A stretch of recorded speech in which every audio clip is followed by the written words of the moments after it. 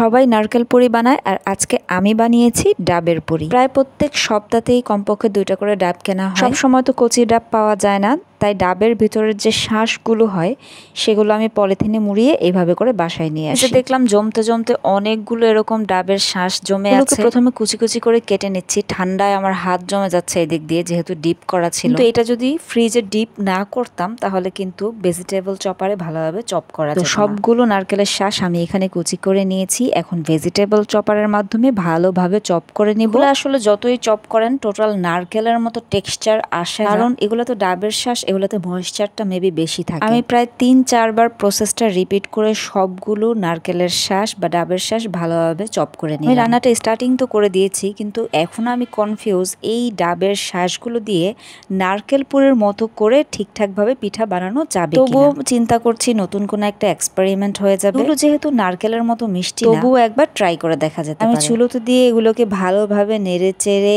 এগুলার যে পানি বা ময়েশ্চার সেটা ভালোভাবে শুকিয়ে নিয়েছি। দিয়ে দিচ্ছি একটুখানি লবণ, স্বাদ মতো চিনি দিয়েও আবার কিছুক্ষণ ভালোভাবে নেড়ে চেড়ে চিনির যে একটা পানি ওঠে সেটাও ভালোভাবে শুকিয়ে নিলাম। শুকিয়ে আসার পরে এটার মধ্যে দিয়ে দিচ্ছি একটু সাদা তিল। এই উছিলায় একটু তিলটা খাওয়া হবে। এই স্টেজে একটু মুখে দিয়ে দেখলাম নারকেলের মতো টেক্সচার আসেনি, কেমন যেন একটু পানসে পানসে রয়ে গেছে। যেহেতু এগুলো চাউলের গুঁড়ি নাই, ময়দা দিয়েই আজকে ট্রাই করব। চালের গুঁড়ি দিয়ে এই নারকেল পুরি পিঠা সব থেকে মজাদার হয়। আটা, ময়দা বা এগুলো দিয়ে এই পিঠা কখনোই ওইরকম টেস্ট আসে না, এটা আমি জানি। পিঠা টোটালি উল্টা পাল্টা বানাবো, মানে নারকেলের জায়গায় ডাব আর চালের গুঁড়ির জায়গায় দিচ্ছি আজকে। দেখা যাক শেষমেশ রেজাল্ট কি আসে। কিছু একটা তো রেজাল্ট আসবেই, খাওয়ার মতো কিছু একটা নতুন তৈরি হয়েই যাবে। চুলায় পানি গরম দিয়ে এর সাথে দিয়ে দিলাম পরিমাণ মতো লবণ। এই পানিতে আমি ময়দার ডোটা ভালোভাবে ময়ান করে কমপক্ষে 1 ঘন্টার জন্য রেস্টে রেখে দিব, যেন ময়দার ডোটা বেশি সফটও না আবার বেশি হার্ডও না, এরকম একটা টেক্সচারে চলে আসে। আমি উপর দিয়ে একটু তেল মাখিয়ে দিচ্ছি যেন উপরের যেই স্তরটা সেটা শুকনো হয়ে খসখসে না হয়। এখন একটা একটা করে ডাবের পুরি বানানোর পালা। প্রত্যেকটা পুরি যেন একই সাইজের হয়, এই জন্য নিয়ে নিলাম আমি ব্লেন্ডারের ঢাকনা। আজকে